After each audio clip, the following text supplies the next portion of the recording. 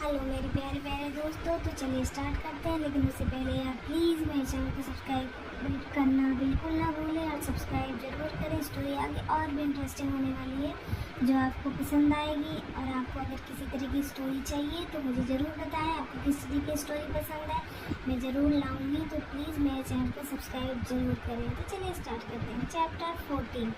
सोनाली ये सोच रही थी कि विद्युत के बारे में सिर्फ लोग ऐसे ही नहीं बोलते हो, सच में इतना क्रूएल है। उसने सोचा नहीं था गुस्से की वजह से विद्युत की नसें उभर रही थी। वो बिना किसी बात से सोनाली को देख रहा था।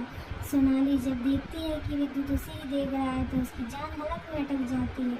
हर्षित बचने के लिए विद्युत के पास आकर खड़ा होते हुए बोलता है, क्या हुआ, आप इतने गुस्से में क्यों हैं? कुछ नहीं, तुम कहाँ थी अभी तक? विद्युत को उससे इतने नॉर्मल तरीके से हर्षित से बात करता देखकर सोनाली शौक से हर्षित की तरफ देखते हुए बोलते, तुम तो वही हो ना जो थोड़ी देर पहले हमें मिले थे, और तुमने ही तो।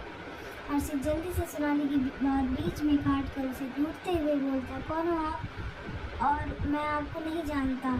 और कितनी बेशरम है आप, मेरे ड्राइवर पर लाइन मार रही हैं। शर्म नहीं आती आपको? विद्युत अपनी सर्द नजरों से हर्षित को घूरते हुए बोलता है, तुम्हें कैसे पता ये सब? तुम तो अभी यहाँ नहीं थे। विद्युत की बात सुनकर हर्षित अपने मन में बोलता, एक और गलती, अब तो पक्का मैं नहीं बचने वाला। हर्षित इधर उधर देखते हुए बोलता, मैंने तो सिर्फ गेस किया था।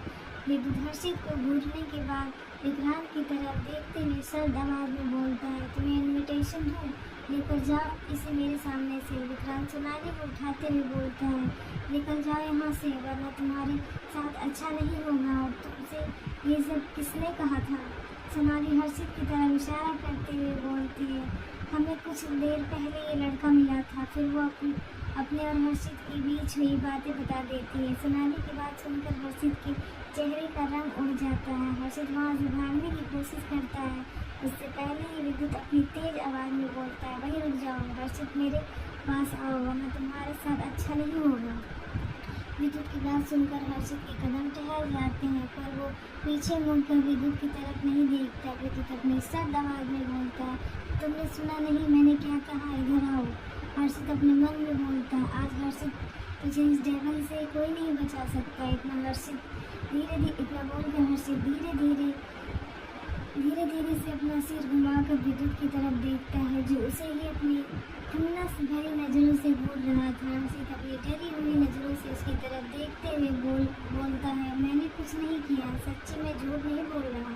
इतना बोलकर वो वहाँ से नीचे वाले फ्लोर की तरफ भाग जाता है। हर्षित को भागता देखकर विद्युत की मुट्ठियाँ मजबूती से कस जाती है। विद्युत अपनी तेज आवाज में बोलते, वहीं रुक जाओ, वरना अच्छा नहीं होगा। विद्युत के पास सुनने की बावजूद भी हर्षित नहीं रुकता, जिस वजह से विद्युत तेज कदमों से हर्षित की तरफ बढ़ जाता है। इधर हर्षित नीचे वाले फ्लोर पर आकर सीधा वॉशरूम के अंदर घुस जाता है। हर्षित खुद से हाँफते हुए बोलता है, आज तो बाल बच गया, अभी कुछ टाइम में उनका गुस्सा शांत हो जाएगा तो मैं बाहर चला आऊँगा।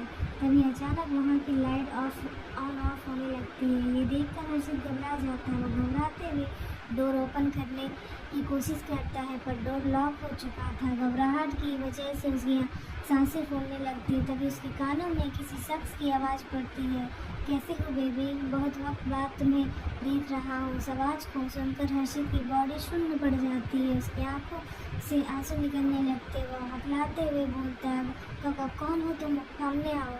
वो शख्स हंसते हुए बोलता है, गलत है, मेरे दीदार की काफ़ी लगता है मेरे दीदार की काफ़ी जल्दी है तुम्हें बेबी, बहुत जल्द तुम्हें अपना बना लूँगा। वो शख्स इतना ही बोलता है कि वॉशरूम की लाइट ऑन हो जाती है। हर्षित खुद को शीशे में देखता है, उसका चेहरा पसीने से लथपथ हो गया था और वो वहीं बेहोश होकर गिर जाता है। थोड़ी देर में विद्युत हर्षित के चेहरे पर पानी की छींटे मारकर उसे होश में लाने की कोशिश करता है। उसके चेहरे पर इस वक्त कोई भाव नहीं थे, पर उसके दिमाग में बहुत कुछ चल रहा था। तभी हर्षित धीरे धीरे अपनी आंखें खोलता है। हर्षित की आंखें पूरी नहीं खुलती, जिस वजह से अपने पास बैठे हुए विद्युत को वो पहचान नहीं पाता और उसके काफ़ी नज़दीक बैठा हुआ था।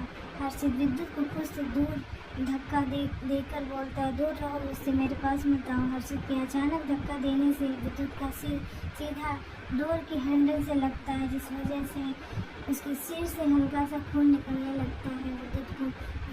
विद्युत को कोई फर्क नहीं पड़ रहा था, पर हर्षित की वजह से उसे खुद से दूर कर रहा है। ये सोचते हुए विद्युत की मुट्ठियाँ मजबूती से कस जाती। हर्षित की नज़र जब विद्युत पर जाती है तो फिर भाग कर जाकर उसे गले लगाते हुए रोते हुए बोलता है, कहाँ चले गए थे आप? वो मुझे यहाँ से ले जाएगा, मुझे यहाँ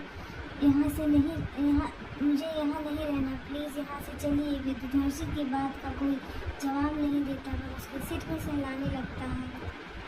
विद्युत हर्षित को अपनी बाहों में उठाते हुए होटल से बाहर ले आता है, कार में बिठाता है और कार का डोर बंद कर देता है। तभी उसका फ़ोन वाइब्रेट करने लगता है। फ़ोन पर फ्लैश हो रहे नाम को देखकर विद्युत कॉल अटेंड करते हुए बोलते हैं, हम उधर से उस शख्स की बात सुनकर विद्युत की पकड़ अपने फ़ोन पर फंस जाती है। वो अपनी डेंजरस आवाज़ में बोलता है, आई एम कमिंग। इतना बोलकर विद्युत अपनी दूसरी मर्सिडीज़ में बैठकर वहाँ से निकल जाता है। वहीं हर्षित जो कार में बैठा हुआ था, उसकी नज़र अपनी वाइट शर्ट पर जाती है, जहाँ विद्युत का हल्का सा ब्लड लगा हुआ था।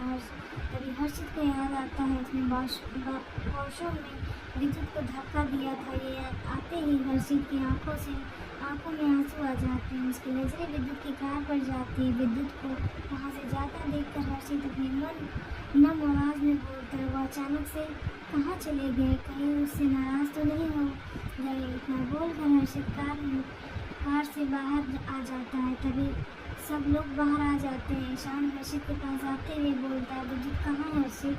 हर्षित ईशान की तरफ देखते हुए बोलता है, मुझे नहीं पता, वो मुझे बिना बताए कहीं चले गए। हर्षित की बात पर वेद बोलता है, हाँ सही कहा तुमने हर्षित, तुम पता करके करोगे भी क्या? आफ्टर ऑल तुम्हें उनके होने या ना होने से कोई फ़र्क नहीं पड़ता। और आज तुमने क्या किया? हर्षित अपनी नम आवाज़ में बोलता है, वो सब तो सिर्फ मजाक था, मैंने जानबूझकर नहीं किया। ईशान अपनी कठोर आवाज़ में बोलता है, मैंने लाइफ में पहली बार उसे किसी की इतनी केयर करते हुए देखा है। लाइफ में वो पहली बार किसी की बातें चुपचाप सुन रहा था सिर्फ इसीलिए क्योंकि तुम उसकी लाइफ का वो इम्पोर्टेंट पर्सन हो जिसे वो किसी भी कीमत पर खोना नहीं चाहता। तुम्हें सिर्फ उसका गुस्सा दिखता है, उसकी मोहब्बत नहीं। हर्षित अपनी नम आवाज़ में बोलता है, पर मैंने उनसे नहीं कहा था वो मुझसे मोहब्बत करें, बल्कि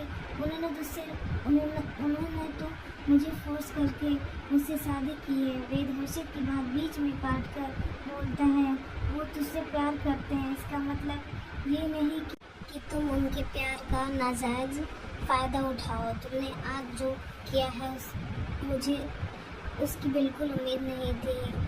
इतने वक्त से तुम मेरे साथ थे, पर मैंने ये नहीं सोचा था कि तुम किसी की रिस्पेक्ट के साथ खिलवाड़ करोगे।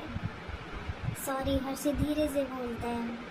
ईशान उसके सिर को सहलाते हुए बोलता है, अगर तुम उसके होकर रहोगे तो मैं सच कहता हूँ कभी तुम्हें एक खरोच नहीं आने देगा। उसकी बात पर हर्षित अपना सिर झुकाते हुए कार में बैठ जाता है। थोड़ी देर में वो सभी कार में बैठकर वहाँ से निकल जाते हैं। रात का वक्त। हर्षित ढीली टी शर्ट और लोअर पहने लिविंग एरिया में बैठा हुआ। कुछ दिन में उसके एग्ज़ाम स्टार्ट होने वाले थे, जिस वजह से वो स्टडी कर रहा था, पर उसका फोकस बुक्स में नहीं होकर इस वक्त कहीं और ही था। उसके दिमाग में सिर्फ ईशान की कई बातें चल रही थी।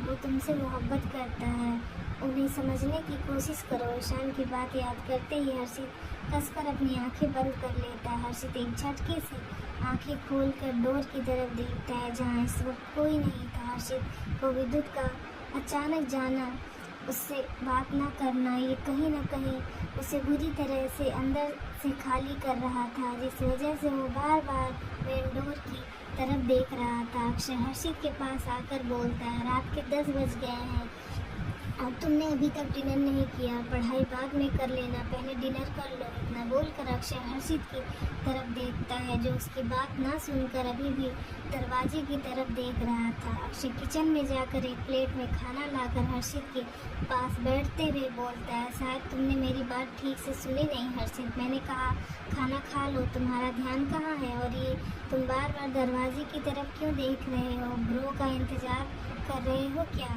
अक्षय की बात सुनकर हर्षित सकपका जाता है। सकपका कर हुए बोलता है, कुछ भी तो नहीं, मैं कहाँ कुछ देख रहा हूँ और मैं उसका इंतज़ार क्यों करूँगा? ईशान ब्रो ने कहा है आज वो घर नहीं आएंगे। अक्षय की बात पर हर्षित जल्दी से बोलता है, ईशान भाई बिना नहीं आएंगे, इसका मतलब वो भी नहीं आएंगे। अक्षय हर्षित की तरफ देखते हुए बोलता है, मुझे उनका नहीं पता, वैसे तुम क्यों पूछ रहे हो? हर्षित इधर उधर देखते हुए बोलता है, बस ऐसे ही वो मुझसे बिना बताए ही चले गए ना। अक्षय प्लेट को अपने हाथ में लेते हुए बोलता है, हाँ तो तुम्हें उस बात से क्यों फर्क पड़ रहा है? हर्षित में बॉक्स लेकर अक्षय बुक्स को अपने हाथ में लेते हुए बोलता है, हाँ तो तुम्हें उस बात से क्या फ़र्क पड़ रहा है? हर्षित बुक्स लेकर पढ़ते हुए बोलता है, मुझे उनसे कोई फ़र्क नहीं पड़ता, वो आए या ना आए मेरा क्या जाता है? इतना बोलते हुए हर्षित की नज़रें मेन गेट से अंदर आते हुए विक्रांत पर पड़ती है। हर्षित सोफे से उठकर 100 की स्पीड से विक्रांत की तरफ भागता है। हर्षित को अपनी तरफ आता देखकर विक्रांत घबराते हुए दूसरी साइड हो जाता है। हर्षित जल्दी से विक्रांत की तरफ देखते हुए बोलता है, वो कहाँ है? क्या वो आपके साथ नहीं आए?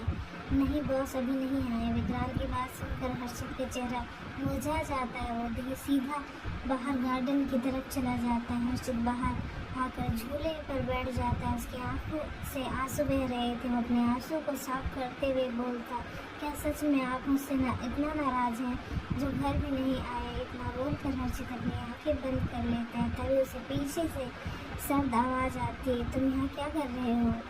उस आवाज़ को सुनकर हर्षित की धड़कनें तेज हो जाती है। वो पीछे मुड़कर देखता है जहाँ विद्युत अपने दोनों हाथ पैंट के पॉकेट में डाले हुए अपनी ठंडी नज़रों से उसे देख रहा था। विद्युत को वहाँ देखकर हर्षित जल्दी से जाकर उसे मजबूती से गले लगा लेता है, जिससे विद्युत 2 कदम पीछे हो जाता है, पर इस बार उसने उसे गले नहीं लगाया था। ये महसूस करते ही हर्षित की पकड़ उसे पर मजबूत हो जाती है। हर्षित अपना सिर उठाकर उसकी तरफ देखते हुए बोलता है, इतनी देर से क्यों आए? विद्युत बिना किसी भाव से उसकी तरफ देखते हुए बोलता है, मीटिंग की वजह से आने में लेट हो गया। और तुम इतनी ठंड हवाओं में यहाँ क्यों बैठे हो? क्या बीमार होने का इरादा है तुम्हारा? जिसे सुनकर हर्षित बोलता है, क्या आप मुझसे नाराज़ हैं? हर्षित की बात पर विद्युत अपनी ब्राउन आई से उसकी नीली आंखों में देखने लगता है, पर कुछ नहीं कहता। हर्षित अपनी आंसू भरी नज़रों से उसकी तरफ देखते हुए बोलता है, बोलिए, मैं कुछ पूछा आपसे, आप मुझसे नाराज़ हैं? विद्युत हर्षित को खुद से दूर करते हुए बोलता है, तुम्हें क्या फ़र्क पड़ता है मैं तुमसे नाराज़ हूँ या ना रहूँ? इतना करना तो तुम्हें मुझे मुझे खुद से दूर ही है, इसीलिए देखो ना, आज खुद मैं तुम्हारे करीब नहीं आ रहा हूँ। विद्युत की बात पर हर्षित के दिल में तेज दर्द होता है। वो उसे गले लगाने के लिए जैसे ही आगे बढ़ता है, उससे पहले ही विद्युत अपने 2 कदम पीछे लेते हुए बोलता है, दूर रहो मुझसे, क्योंकि तुम हर बार खुद मुझ तक आते हो, और अगर मैं अपने कदम तुम्हारी तरफ बढ़ाता हूँ तो तुम अपने कदम पीछे ले लेते हो, इसीलिए अब से मैं तुम्हारे करीब नहीं आऊँगा। बोलते हुए वो अपने कदम अंदर की तरफ बढ़ा देता है। वहीं हर्षित को ये बात चुप जाती है। विद्युत इस बार बिना उसे अंदर आने का बोले खुद अंदर जा रहा था। हर्षित जल्दी से जाकर उसे पीछे से मजबूती से गले लगा लेता है, जिससे विद्युत अपनी जगह रुक जाता है। हर्षित अपना सिर उसकी पीठ पर रगड़ते हुए रोते हुए बोलता है, प्लीज़ मुझे माफ़ कर दीजिए, वो बस वो सब सिर्फ मजाक था, मैंने जानबूझकर नहीं किया। प्लीज़ मुझसे नाराज़ मत रहिए। अगर मुझे डांटना है तो डांट लीजिए, पर मुझसे बात करना बंद मत करिए प्लीज़। तो मिलते हैं नेक्स्ट चैप्टर में। प्लीज़ चैनल को सब्सक्राइब ज़रूर करें। Bye bye.